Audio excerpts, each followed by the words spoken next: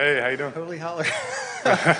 We talked to you immediately after the game. I'm not sure in that time period if you had actually seen your catch at that point on video or on Twitter before you walked in. But now that I know you've seen the video of it, what's your reaction to that? Did you feel it was as amazing in real life as it was as you saw it on video? What was your reaction when you saw that?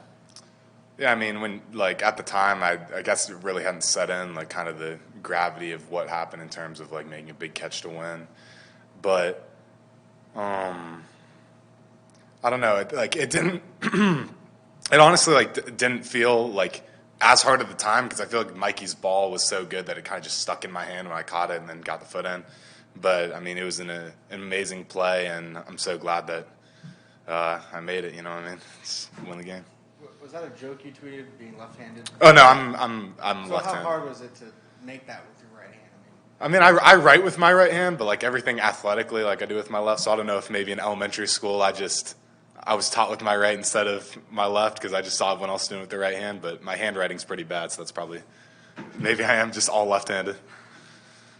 Ambidexterity aside, the name, you might have heard me ask Coach about, there's some circles where this is being named the Holy Holler. You think that's a worthy name for the catch?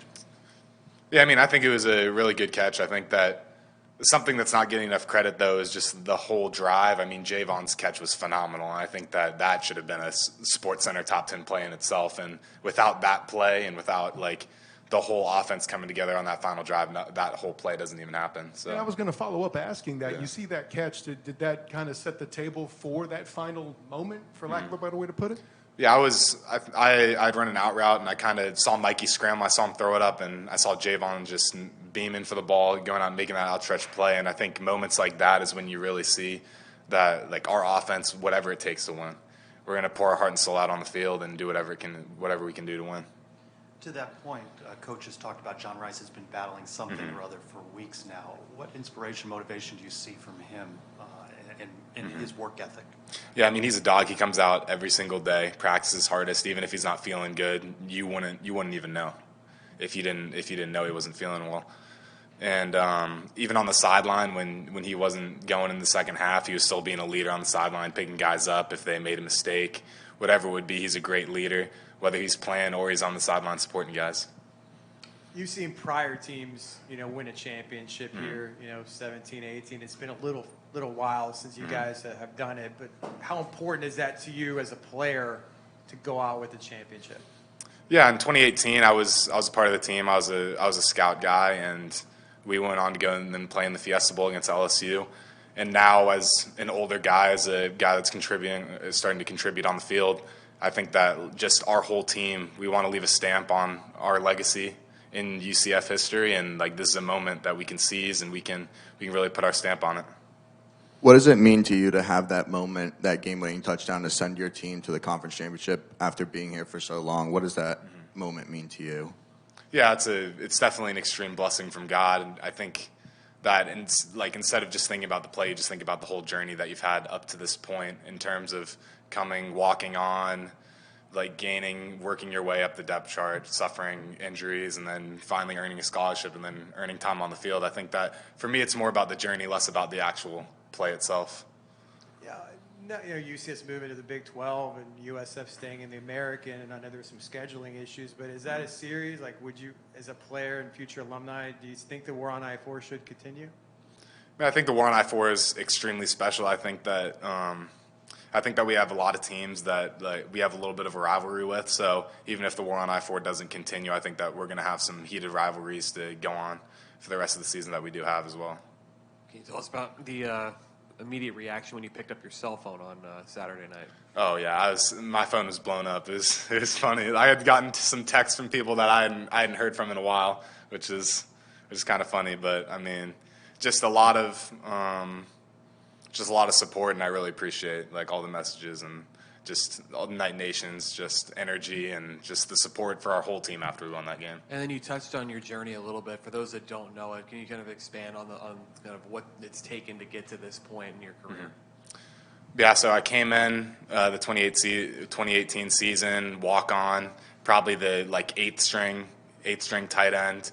I was going to join for fall camp, but that year the sixth year rule had come back or had just been put into effect. So Coobs was able to come back for the 6th year, which was amazing. He really helped that team win. So I ended up not being able to go to fall camp that year. So then I didn't really get that fall camp experience. Move on to my next year, starting to work my way up a little bit. I had torn my ACL, which kind of put me back. Then you go talk about COVID and being able to rehab in that process, learn from guys like Brandon Moore, Mackenzie Milton, hang out with Jared Baker, Jordan Davis, just working together, try to become the best players that you can be.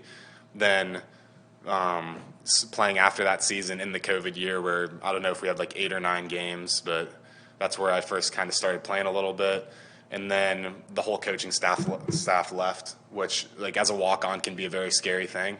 But when Coach Malzahn and his staff came, they're a staff that really doesn't look at players based on scholarships and not scholarships. They look at players based on how they play and who they are. So it was an extreme blessing that God brought them here and allowed me another opportunity to step up and start playing more, and then eventually starting and now being in a position to be able to make plays like that on the field. So more on that, I mean, how much of a dream come true is this season for you to be such an impactful player and involved in so many memorable plays? I mean, you were a kid in the stands watching UCF not that long ago, so how special has this season been for you?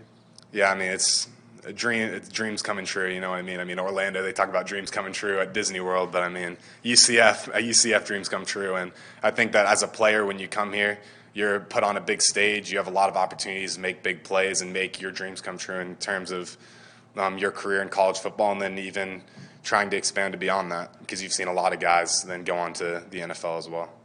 What's your message to another walk-on? Yeah, I mean, it's put your head down, work every single day, whatever you might be experiencing at the time. Maybe it's not going your direction. I mean, you don't look at that. You control what you can control. You never know when that extra weight you're putting on the bar in the weight room is going to make a difference in the future. You never know when that play in practice, again, when you're in scout going against guys like Pat Jasinski, Richie Grant, all those different dudes. You never know when a rep like that is going to help you in the future than when you are on the field. So I think it just put your head down and control what you can control. You talked about your journey. How do you draw upon your faith to carry you through? Oh, yeah, I mean, faith is the biggest thing for me. I think that I kind of, in terms of my testimony, I kind of came into college, and once you're away from your family, when you're in a Christian household, it's kind of like it's your turn to kind of go after your faith on your own. And I think that I started to fade away kind of in terms of my relationship with God.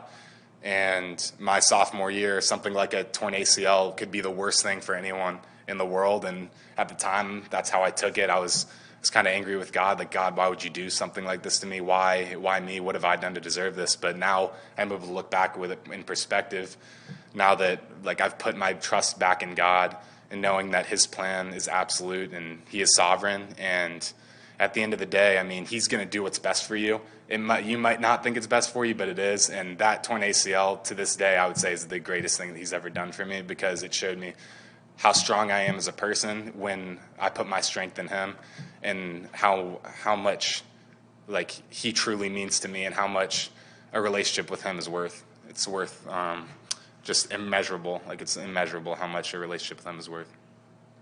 Even, that Navy game, unfortunately went the other way, so you're not hosting. But now that when you realize you're in the championship after winning on Saturday, did you or the seniors or anyone come together? I know there was the buzz of how you won that game, but I know you haven't started practice this week. But did anyone come together and say, let's go win a championship? What have you guys been talking about now that you know you're playing for a conference championship?